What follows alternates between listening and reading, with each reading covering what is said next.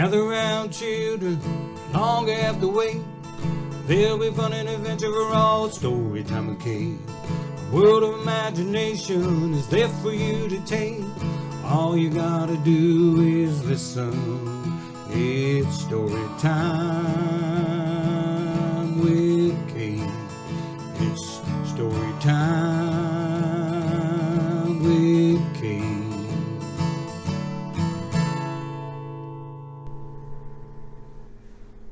Hi boys and girls, welcome to another episode of Storytime with Cait.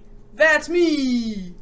Once again, I want to give a shout out to my sponsor. Sponsor of Storytime with Cait is the Pumpkin Wizard. So if you want to help out Storytime with Cait, go to thepumpkinwizard.com, pick up your very own copy of this awesome book. You can help us by helping them support us. Everything that you see here on set is paid for by the Pumpkin Wizard. So, go out, buy the book. I also want to let you know something cool that's going to be coming up semi-soon. It's called KidsCon New England. It's going to be happening May 19th of this year at the Radisson Hotel in Nashua, New Hampshire. You're not going to want to miss this. Today's book, I'm going to be reading to you guys The Unladylike Ladybird by Sebastian Auger. If you want to pick up your very own copy of this book, all you need to do is go to Amazon.com, type in The Unladylike Ladybird. The link is right here below to help you get there quicker. Only with your parents' permission, kids. And now, let's get to reading.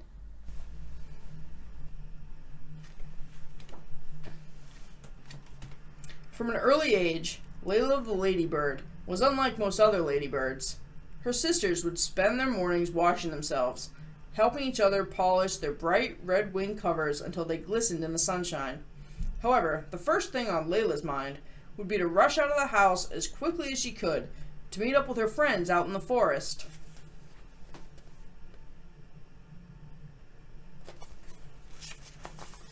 She found her friends at their usual spot, down by the bank of a small nearby stream. The whole gang was there, watching Sally the spider spin a thick web on a branch hanging over the water. "Layla!" shouted Willie the worm excitedly. "We're going to make a tree swing. Come help us." Sally wove a thick strand of web hanging down from the branch. "All we need now is the right sized twig for a seat," said Sally. So they all went in search of a twig.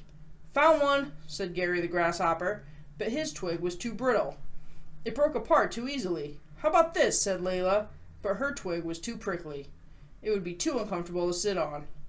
"This one's perfect," said Becky the beetle as she presented a smooth and sturdy twig. Sally then tied her strand of web around the twig, and they were ready to go.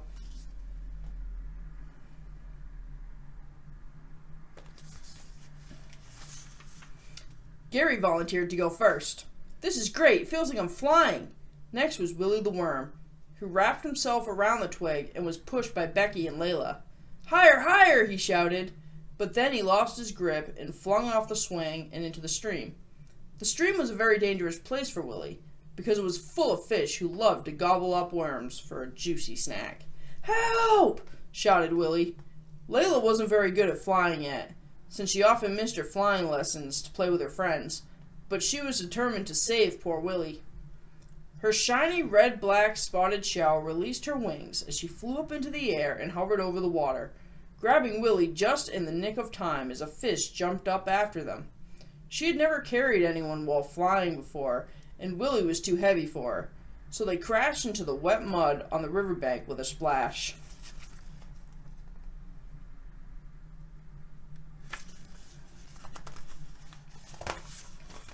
All their friends rushed over to see if they were okay. They sat panting for a moment before breaking into laughter as they were covered in mud.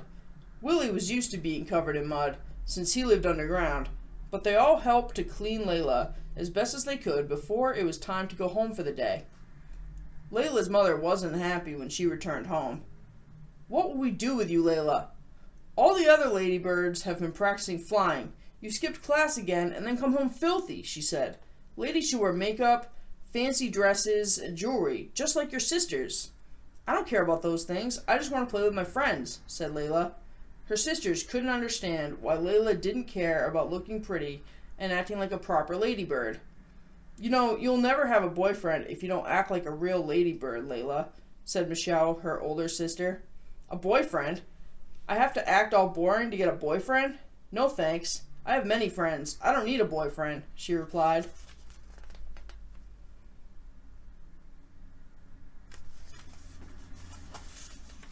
The next day, as her sisters lay sunbathing and polishing their nails, Layla sneaked off again to meet up with her gang. Today they decided to go tunneling and asked Greta the glowworm to go with them, so she could light up the tunnels. Michelle, Layla's sister, had followed Layla, as she was curious to see what her younger sister got up to while the rest of the ladybirds were busy preening themselves. Michelle watched the gang laugh and joke while collecting fruit, nuts, and other snacks before following Willy the Worm as he burrowed down into the ground. She neared the entrance of the tunnel and could hear the echo of the gang telling scary stories, trying to scare each other.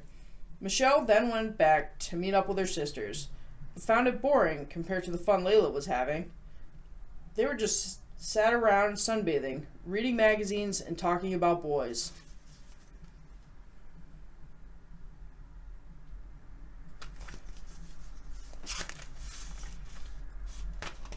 Layla was awake at the crack of dawn the following day, as all her forest friends had agreed to meet up straight after breakfast to play a big game of tag. Michelle had noticed Layla waking up early, and she nudged her sisters awake too. Wake up, she said. "Let's follow Layla today, see what she's up to." "Ugh, I don't care what that little dirtbag is up to," said Priscilla. "I've given up on her. She will never be a proper ladybird." Priscilla, the eldest sister, was regarded as the most beautiful ladybird of all. She spent all her time making herself as pretty as possible, and she was also known to be very stubborn. With some persuading, Michelle managed to convince Priscilla and Betty to go spy on their little sister. They followed the direction of the laughter and soon enough stumbled upon Layla, who was counting down. 8, 7, 6... What is she doing? Whispered a baffled Priscilla. "I think they're playing tag, and Layla's it," said Betty. "I have heard this is a popular game with the forest creatures," she said with disdain.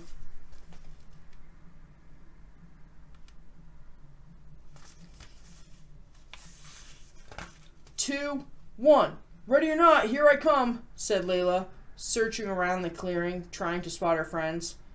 Gary the grasshopper hadn't even bothered to hide, as he knew he was the fastest. Layla ran toward him, but he just hopped out of the way with ease. "You'll never catch me," he laughed, but just as he said that, he tripped over a fallen branch. "Oh yeah? Tag," said Layla as she slapped him on the back.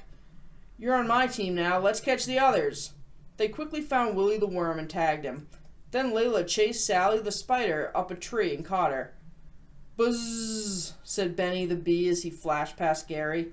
"That's not fair, Benny. No flying allowed," shouted Gary as Benny landed near him. "No problem, you're too slow anyway," said Benny. As Gary jumped toward him, he swiftly scurried underneath him to avoid him.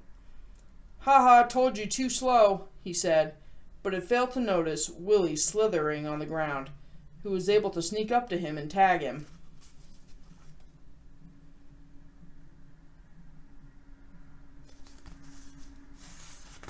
The only person left to tag was Becky. With the whole gang chasing after her, she dived into the bushes where Layla's sisters were hiding. "Ah!" shouted Priscilla as Becky the beetle crashed into her. "Sorry," said Becky nervously, because the last time she saw Priscilla, she had made fun of how dark and boring her shell was compared to hers. "What are you doing here?" asked a shocked and angry Layla. "Are you spying on me?" All the sisters were stunned and didn't know what to say.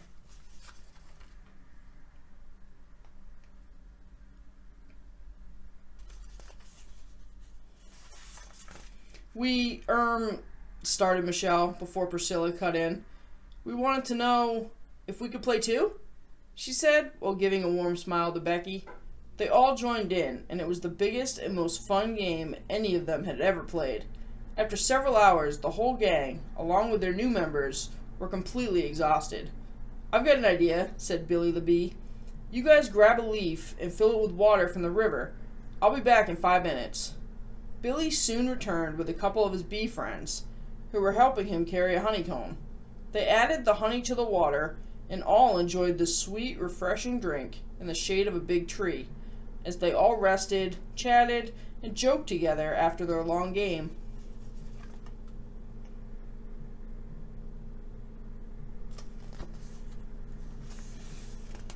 "Sorry for giving you a hard time," Priscilla whispered to Layla. "You were right all along. There's more to life than just what you look like." The sisters hugged each other and set off home after saying goodbye to their new friends.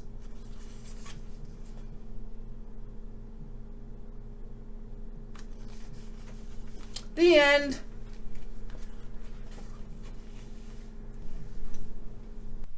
And now it's review time with Cait. That's me. Awesome story. I absolutely love that. Thought it was great. Just to kick off my review, I thought the artwork was absolutely exquisite.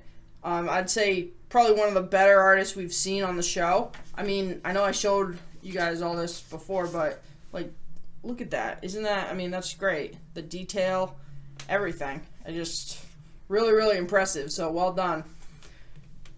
I also want to say that I thought the message was great, how important it is to always be yourself. You know, don't worry about what other people think. At the end of the day, it's about you. It's about your friends, what makes you happy. I mean, look at me. I'm a grown adult. I'm sitting here with my bunny ears. I've got my toys, putting on this show for you guys. I'm just living the dream. It's, you know, you do you.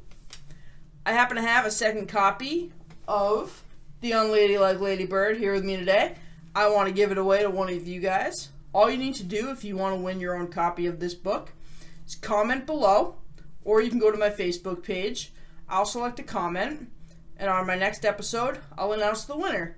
And speaking of winners, the winner of last episode's Sammy, the Not-So-Scary Snake Finds a Friend is...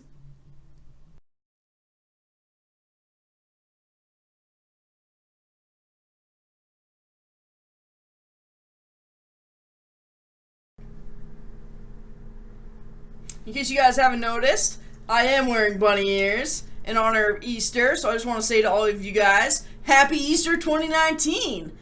And also, I just want to mention to the parents out there, I know this is going to seem a little weird, but maybe instead of candy, you know, instead of all the chocolates and the Peeps and all that gooey stuff, buy your kid a book or two for Easter this year. They'll love it. I mean, just to throw out a few examples, Grandpa's Grace, which unfortunately I don't have a copy of that here with me today, but doesn't make it any less awesome.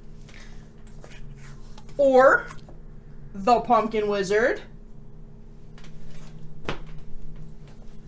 My Thanksgiving Story, The Missing Naughty List,